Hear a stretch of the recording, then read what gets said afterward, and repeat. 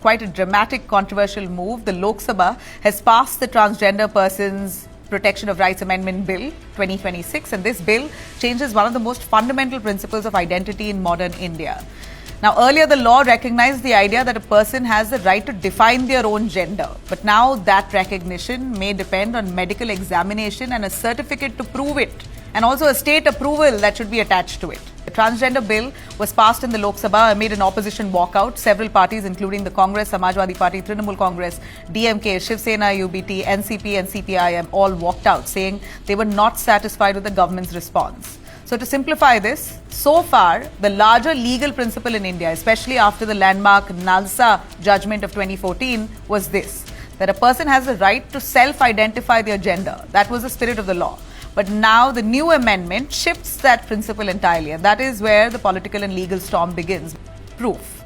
The government says it wants a precise definition of who qualifies as transgender person under the law. Its argument is that welfare benefits and legal protection should go to those facing real and severe social exclusion, especially those with specific biological, intersex or socio-cultural identities. So the law now focuses more tightly on categories such as Hijra, Kinnar, Aravani, Jokta and those with certain biological variations. What gets squeezed out of this definition are self-perceived gender identities that may not fit neatly into these categories.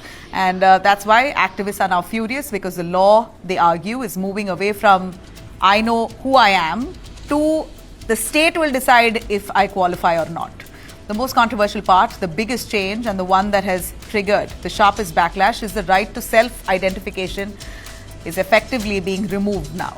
Earlier, the legal direction was if your gender identity does not match the one assigned at birth, your self-perception matters. Now, the new bill, that's no longer enough, because if you want legal recognition as a transgender person, you will now need certificate of identity. You need to prove it. And who gives that certificate? The district magistrate, the state. That certificate will only be issued after examination by a designated medical board. And a person applying for recognition must be examined by a medical board headed by a chief medical officer or a deputy chief medical officer. The bill allows a transgender person who gets this certificate to change their first name in official records, including birth certificates and other government documents.